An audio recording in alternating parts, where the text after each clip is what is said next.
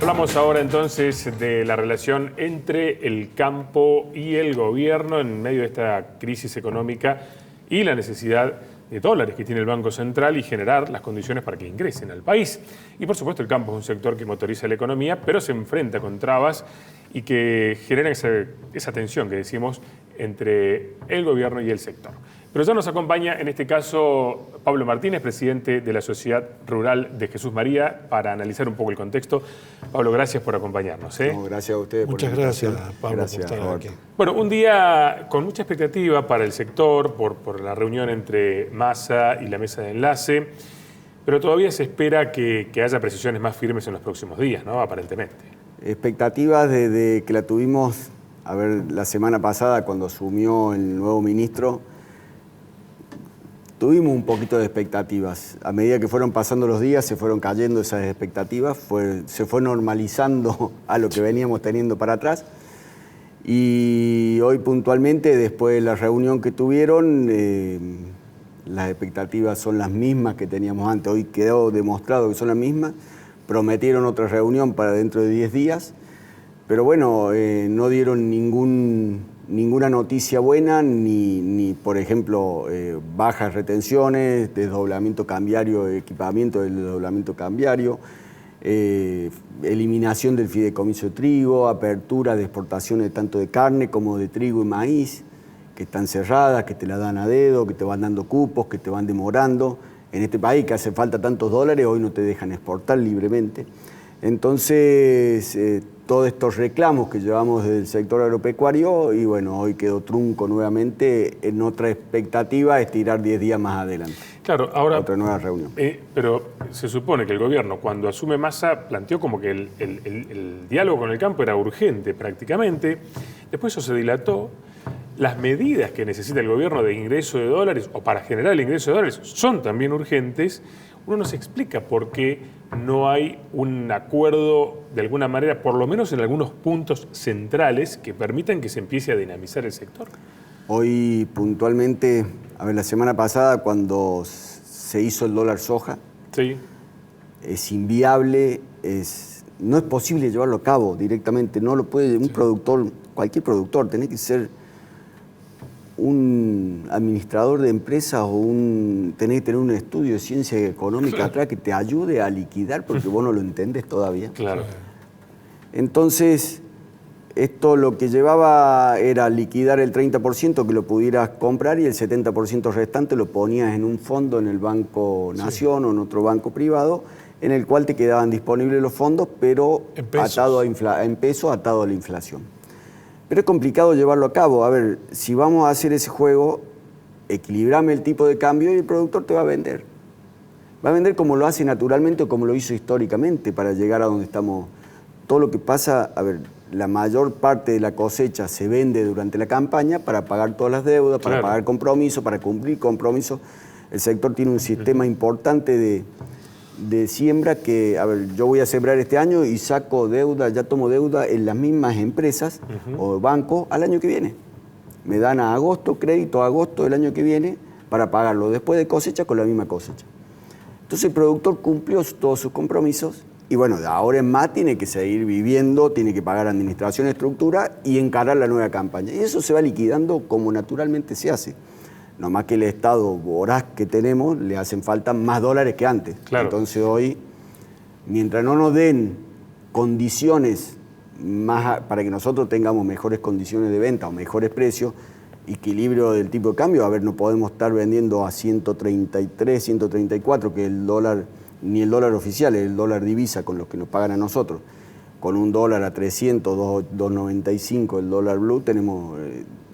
más del 100% de diferencia. Pero el productor, ¿cuánto recibe? ¿90, 80? Tenés el dólar divisa menos retenciones, claro, te quedan 90 pesos. Claro, y sin contar lo que mencionaba recién Pablo, que a la hora de pensar en mantener ese resguardo de cara a la próxima campaña, es mejor tener el respaldo en un silo bolsa que en un instrumento financiero. ¿Cuánto ha liquidado el campo en lo que va del año 2022? En lo que va del año ha liquidado cerca de los 22.000 millones de dólares, que es récord histórico, no en tonelaje, pero sí en dólares, en ingreso de dólares al país. ¿Qué se han hecho esos dólares? Bueno, Esa es la pregunta. Claro. Hay que preguntarle a nuestros dirigentes, ¿no? A Pero nuestros además, dirigentes políticos. en los principalmente. últimos años, En los lo últimos que pasó en años, los últimos años, gobierno que tuvo, ¿no? El poder, ¿qué pasó con esos dólares? En esto, cuando hablamos de deuda externa, que un gobierno dejó 40.000, 50.000 millones de dólares de deuda, que tomó de deuda, cuando el otro gobierno también dejó otros 50. Cuando el campo viene aportando cerca de 200.000 millones de dólares desde el 2000 para acá en 20 años, no es la deuda que tomaron, porque es la deuda que tomaron y qué hicieron con toda la plata que aportamos extra de nuestras finanzas, Claro. de nuestro movimiento propio. A la vez el Estado nos sacó 200.000 millones de dólares. ¿Qué hicieron con todo eso? Mucha plata, ¿eh? Ese fue el aporte del campo desde, Desde el 2000 para acá. claro, una cifra Muy monstruosa, importante. ¿no? Muy importante. Cuando hablamos de 50.000 millones de dólares, Claro. aparte las deudas que nos están dejando todos los gobiernos, porque el gobierno que pasa, más deuda van dejando. Claro. Más deuda a largo plazo, más deuda a corto plazo, más emisión monetaria, la emisión es deuda. Es muy simple.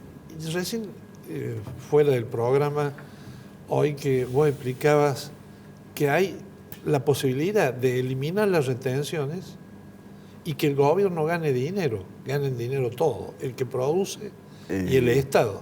Porque siempre pueden decir, sacamos las retenciones, que son un soporte importante a las arcas del Estado y se desploma el Estado. Exactamente. Ahí, primero que nada, vamos un poquito.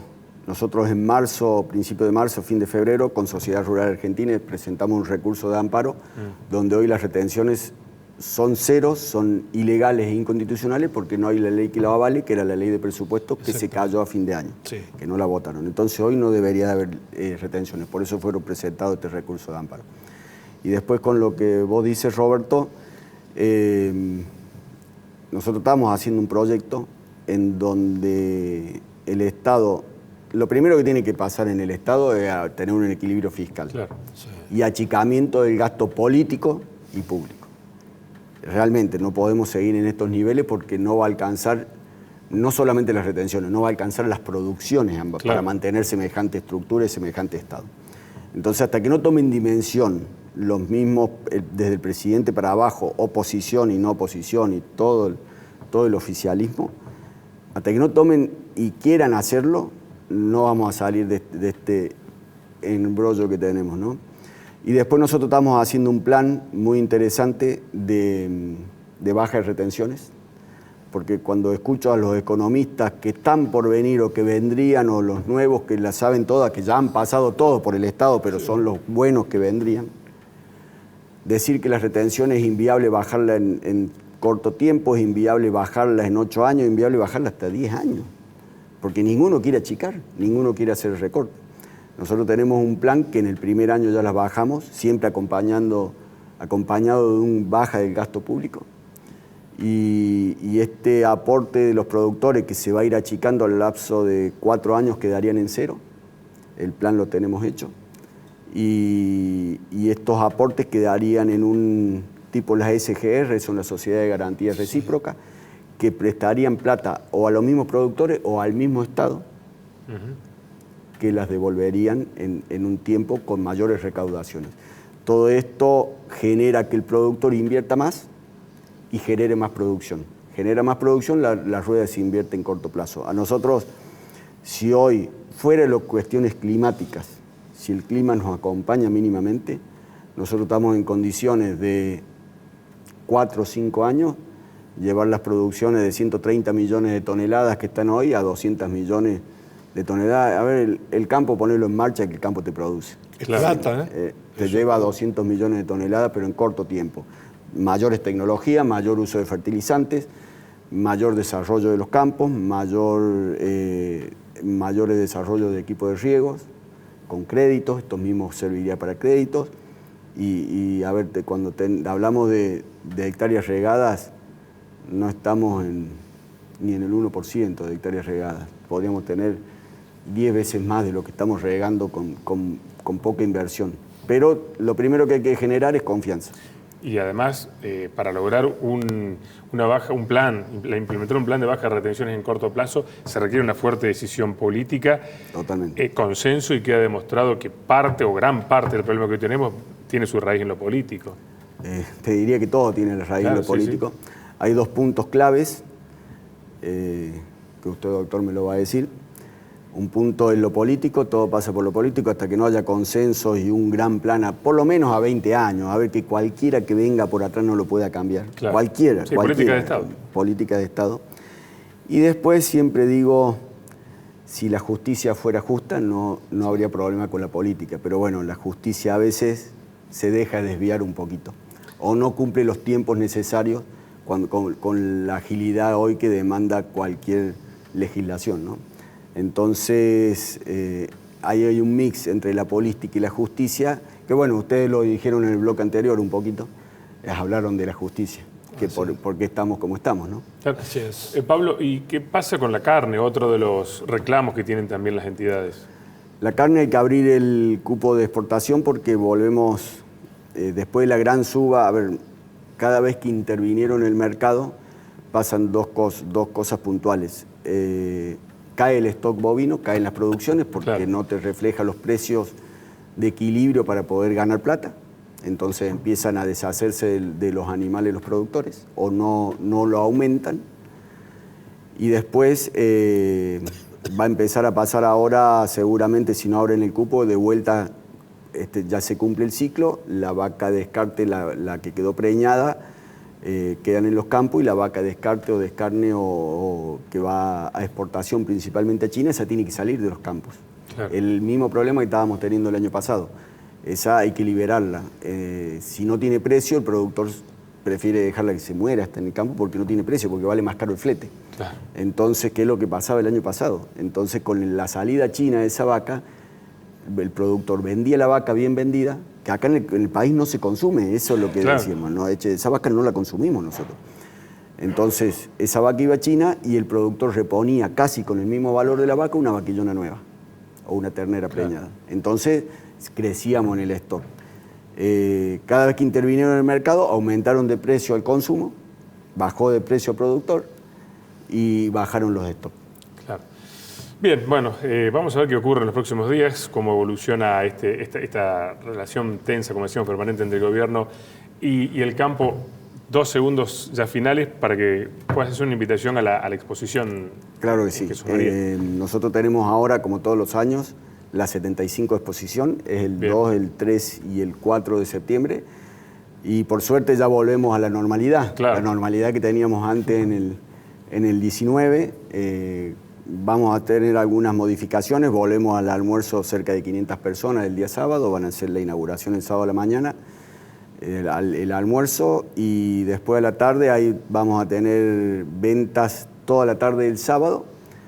A la noche del sábado vamos a seguir con Brangus y Braford, en vez de pasarlo el domingo decidimos hacerlo a la noche. A ellos les gusta un poquito de show y ventas a la noche, a Brangus y a Braford, están acostumbrados allá en el norte, en Corrientes, que se hace también algunas de ese tipo de ventas.